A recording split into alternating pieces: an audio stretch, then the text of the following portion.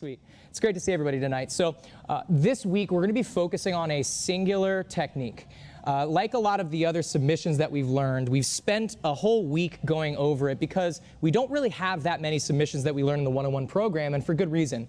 As beginners, your focus should be on controlling yourself and controlling your opponent, understanding how to pass the guard, sweep, get to the back, and then we can work on submissions. We're going to be, however, focusing on a singular submission, and that's going to be the straight ankle lock. Now, the straight ankle lock is the last of the main submissions that we teach in our 101 program, and it is kind of one of the more complex techniques. However, we're going to break it down a lot throughout the week, and the reason that we're doing this technique is because as beginners, as white belts, the only leg attack you are allowed to use is the straight ankle lock. So we need to know how to use that, not only so that we can attack with it, but also so that we have context so that when our opponents attack with it, we know what to do to stay safe. Now, what we're going to start off with today, as always, are going to be the concepts behind the position and the submission. Now, when we're talking about leg locks, there's a lot of stuff that goes into leg locks. We have an entire month-long module just on leg locks that we go over, but we're going to talk about three main concepts tonight. Those three concepts are going to be controlling and immobilizing our opponent's hips, controlling the rotation of our opponent's knee, and then finally accessing a lever at the end of their leg to allow us to perform a break. So I'd like to first just demonstrate the straight ankle lock so that we can see what we're building up to, and then we'll talk about some of the things that we can do to get to that point. Okay? So I'll borrow Coach right here.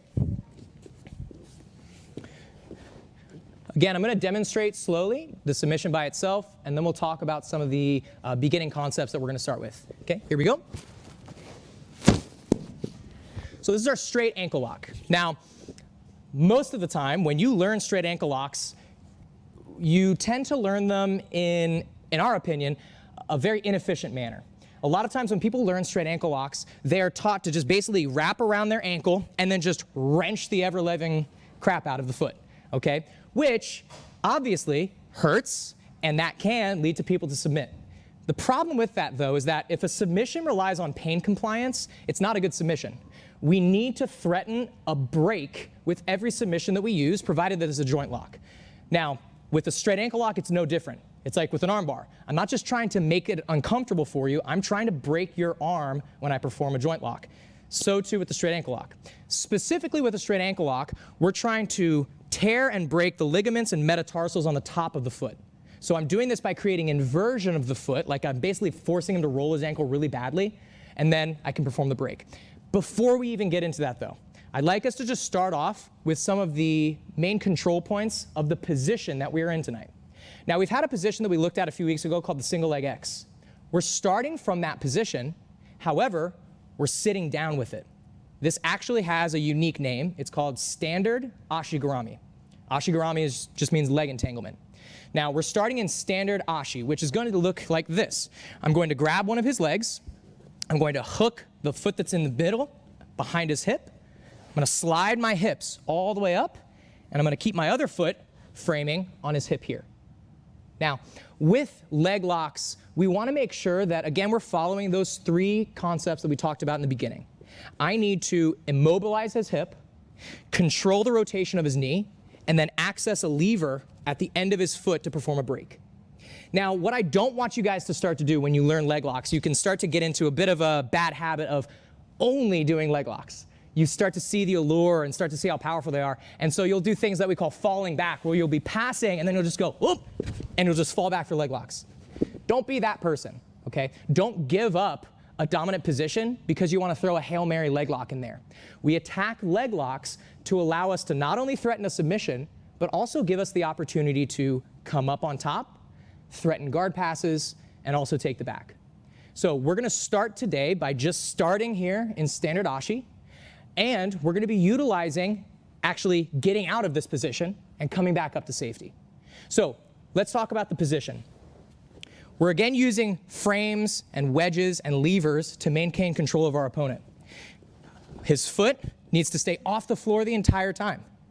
I'm hooking my inside leg in between, sliding my hips up, framing my hip right here on the side of his hips. If you're physically capable, some people don't have the flexibility for this, you can even use the ball of your foot to act as a secondary frame. This is going to make it harder for him to strip my foot, meaning push my foot down, which will be a defensive maneuver that we'll look at in the week. But again, if you can't do this with your toes, it's fine. Just kind of project your foot forward. Now I want to utilize a series of wedges to control the rotation of his knee. The top leg is my primary wedge. I want to cover the bottom foot and project that knee forward. Look how this accomplishes two things. Number one, it keeps his foot off the floor. And number two, it does its best to create a closed loop around his leg. The standard ashi is not a very powerful leg locking position.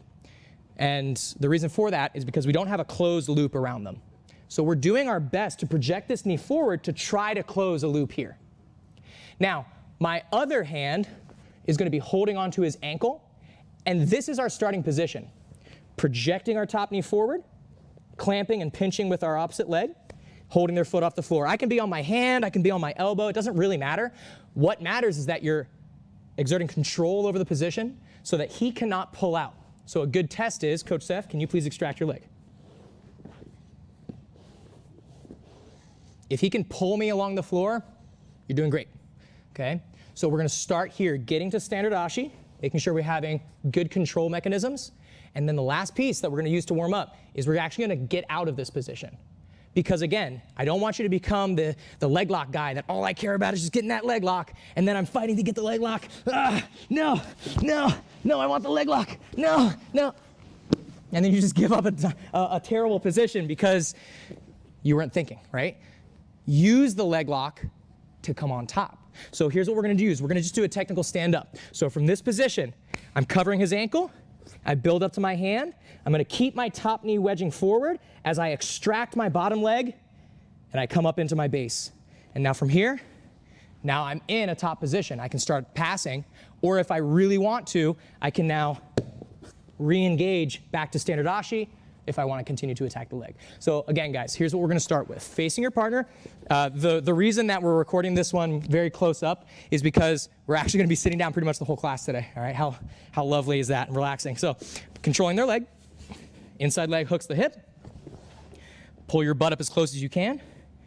Frame the hip. Again, this is single leg X, right? So if coach stands up, this is our single leg X position.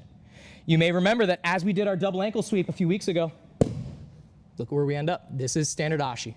So from here, project the top knee, keep the frame on the bottom foot, keep control of his ankle. Ask your partner to move around a little bit. See if you have a good clamp with your legs. Once you feel comfortable here, now I'm going to technical stand up. Extract, come up here. Notice I'm keeping the foot off the floor at all times. If I let his foot come down, guess who else is coming up? My opponent. Bummer, okay? You control the lever to their hip so that they cannot follow you. Alrighty, guys, and then if you like to, slide back in and re-engage from standard ashi. All right, guys, so again, we're starting very simple, not even doing the leg lock yet. We're working control mechanisms from standard ashi and how to actually stand up so that you're not falling into the trap of just attacking the ankle, okay? Any questions on this? Yes, sir. Let's partner up, find someone similar in size, and then we'll get to work. Let's go, 1, 2. So does anybody have any questions so far? I just want to mention that what we're doing right here is kind of like an entire separate side of jiu-jitsu. Leg locks and the positions that we use with them are kind of like the dark side of the positions that we use traditionally. Mount, side mount, knee on belly, back mount. These all have almost like alternatives within the leg lock positional series. Standard ashi, cross ashi, 50-50, 411, stomp 411, all these different positions. And we're using them in kind of like a hierarchy of positions like we do in traditional jiu-jitsu. So if you're having sort of a difficult time wrapping your head around this, it's okay. It's basically like you're learning an entire new set of jiu-jitsu skills. Let's continue working on what we were doing. So again, the entry is very, very important, guys. We're not talking about how do we start to enter into attack the legs right now. We're starting with a very complacent opponent who's just sitting in front of us, and we're kind of getting ourselves nice and close. The first key that I was saying is that a lot of people were keeping themselves way too far away.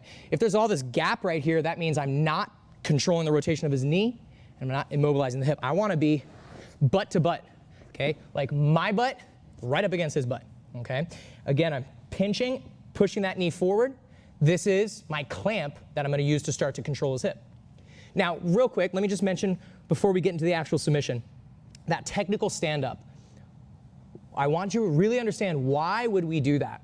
Well, if I'm not having success with the straight ankle lock, I need to know how to stay on top. So I need to know how to extract and stay in a top passing position so I can maintain the control of the positional exchanges. However, if my opponent starts to strip my foot and push it down to the mat, I might want to also know how to kind of abandon ship, come back to where I want to start, and then re-engage or begin passing. So I really want to emphasize this, guys. The straight ankle lock is great. We're going to learn it right now, but don't have blinders on when you're learning leg locks, okay? Incorporate your normal jiu-jitsu skills as well to complement the leg locks. Let's now talk about how to break people's feet. Okay, here we are in standard ashi.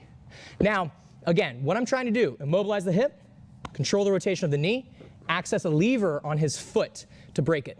We're not going to break anyone's feet today, I promise. Okay, so first things first. I need to keep his foot off the mat at all times. One of the defenses against straight ankle locks is to create a frame against the floor with our foot. So my hand is always referencing his ankle. Okay, I'm here. From this position, I'm going to take my elbow that's supporting my weight, and I'm going to slide that hand underneath his ankle. Now, I'm not going to plop onto my side yet. That is literally the very last step you're going to do. I'm staying on my elbow. I'm just going to slide my hand underneath, and I'm going to reach up and put my hand on my heart, where my heart would be if it was on the other side, okay? And it's nice and deep. So my forearm, right here in the middle, is getting placed right at the very end of his heel bone, right where the Achilles and the heel connect. If I'm too high, I'm on the calf. If we're on the calf, now I'm just basically wrenching on his calf muscle, and that hurts, and he might tap. But here's the problem, that's a false positive. A good person is not going to tap out because I'm yanking on their calf. I need to threaten a break. So I'm sliding my forearm all the way up so it's touching the hook of the heel. Now, what this means is my hips need to start to act like a piston. I need to be able to move forward and backwards to slide myself into the correct position. Again, from the beginning, control the ankle, keep it off the floor, circle your hand under, and bring your hand up to your top pec. Now, if you cannot do this, don't worry. If you're having trouble sliding that hand in, watch.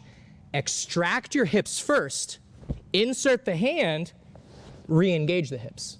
So that way I'm still staying tight and controlled, but I'm just creating a window for me to insert my hand, and then I just close the window back up. Now, from this position, I've bitten his ankle. We're ready to start to finish this. You should not be able to move your foot very much. Yeah, it should be very immobilized, right? But now, a couple details. I need to close a loop now around my partner's foot. You can grab your own gi. I want this to be both gi and no gi applicable. So what we're going to do is like a high elbow guillotine finish. I'm going to take my top hand, palm facing me, grabbing onto the ulna bone, right here on the wrist, bottom of the hand, grabbing onto the ulna bone, and then watch, elbows pinched. If I'm giving him an elbow, this is a lever he can start to access to strip the grip apart. So I'm here, closed elbows. Now from here, this is where most people do a bad straight ankle lock. They start to do this. And they just start yanking on the foot. Again, that hurts, but it's not going to break. So what I need to do is I need to create inversion of his foot. That means I need to roll his ankle externally, as opposed to eversion, which is internal. We're going inversion, external rotation of the foot. Now, how do we do that? I'm going to fold my bottom elbow underneath me, which folds his foot behind my lat. As I'm doing this, I'm just creating regulated tension with my arms. If you notice, when I perform the straight ankle lock, I'm never actually grimacing and yanking. I'm just creating a closed loop, maintaining regulated tension. I create the inversion of his elbow, and now to finish, I push my hips forward and arch my back. Notice how I was never actually using strength, okay? I'm using the anatomical rotation of his foot to break the foot. Let me show this from the rear so that you guys can see exactly how his foot is folding. So standard ashi, okay? Again, I'm referencing this foot to keep it off the mat. My bottom arm comes in. If I need to, move the hips out, re-engage. Grab the hand, pinch everything together. Now, look at Coach Seth's pinky toe. Watch what his pinky toe does as I fold my elbow underneath me. His pinky toe folds this way. His pinky toe folds. Now, once I'm here, I'm just gonna maintain control of this position as I extend my hips and gently arch my back. Just like any submission we teach you in jiu-jitsu, we always give the precaution of, if you create explosive movement, that's a disaster waiting to happen. But that also means you have bad technique. Never explosive movements, right? Unless it's necessary, right? In the beginning though, we're focused on controlled movements. So I'm trying to create regulated tension of the joint, and just like every joint lock, create extension, rotation. All right, guys? Now, when you practice this, person getting their foot snapped in half, just tap early, okay? Again, this is not something to mess around with too much, right? Because the tiny little bones are easily breakable, and that's exactly what we're trying to do. We're trying to rotate and break the foot. So please just tap whenever you need. All right, guys? Let me demonstrate again a few times, all right? I'll do it from a couple different angles here. So standard ashi, I have my control mechanisms down. Control, slide the hand in as high as I can, right? Big mistake, people go way too low, okay? I want my hand to be all the way up, like I'm almost trying to grab my shoulder. Grabbing the hand, rotate, extend. Okay, let's turn this way.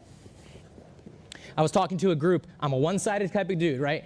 I get good at one side because when you're attacking, you get to choose the side you attack on, okay? With leg locks, you do have two legs available. We're gonna talk about that on Wednesday, how to switch from one side to the other. So stay with us, all right? So again, slow motion without talking. Here we go. Okay, guys. Does anybody have any questions on this straight ankle lock? Go ahead, Gabe. Are you talking clamp with the legs, clamp with the arms? Clamping the legs, yeah, just focus on like a thigh pinch here. You know, like when you do an arm bar, you pinch the knees? That, right? When I'm here, close the knees, tight.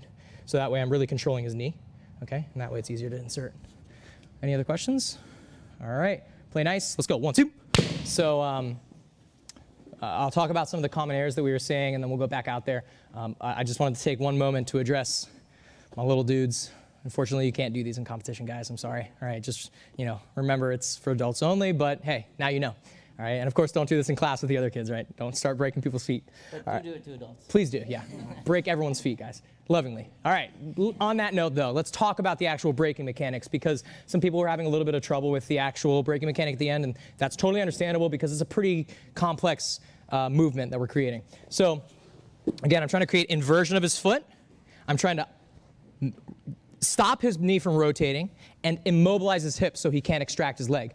Essentially what I'm trying to do is I'm trying to pull all the slack out of this leg, invert the foot, and then my hips start to drive my weight into that foot, which is going to break it. It's not, for anyone who's familiar, it's not too dissimilar from a toe hold submission, which is where, again, we're kind of rotating the foot and we're applying it's almost like a heel hook sort of torque, but it's way more safe because it doesn't really matter how he turns, he's not going to injure his knee. Now, all that said, a couple things that I want us to try. From this position, once we get their foot elevated, some of us were having trouble getting the hand high enough. Remember, your hand can never be high enough, provided that you actually keep the forearm on the ankle. If you go elbow pit here, this is a little bit too much cushion, right? If I'm putting the V of my elbow right around his Achilles, this is a bit too much, again, cushion. I'm trying to use my arm to fold his foot. If I'm creating this nice cushion with my muscle here, it's going to be hard to actually create that folding mechanism. So I want my forearm to be here and my hand coming up nice and high to my top pec. If this is a difficult grip to attain, remember, as I start to insert my hand, look what I do. Scoot your butt back. And look how my hand just naturally slides up. Look at the placement of my hand first. Watch what happens when I slide my hips back.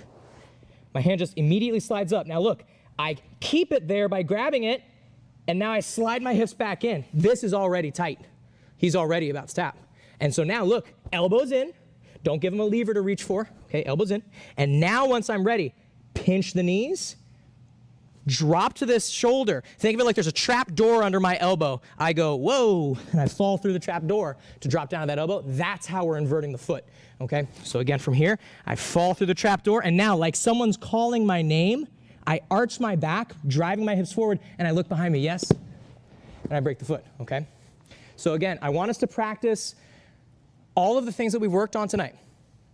Getting to standard ashi, controlling the position, when your partner pushes the foot down, extracting and coming up to a technical stand-up. And then, of course, the actual straight ankle lock. Next class, we're gonna deal with switching to the other side so that we're not just a sort of one-sided person, right? We have the ability to attack both legs. It just makes us more dangerous because their legs are already parallel. Let's go to either side, and then we'll talk about defenses too, okay? So let's do one more round of drilling. Does anyone have any questions? Okay, guys, let's go. 1, 2.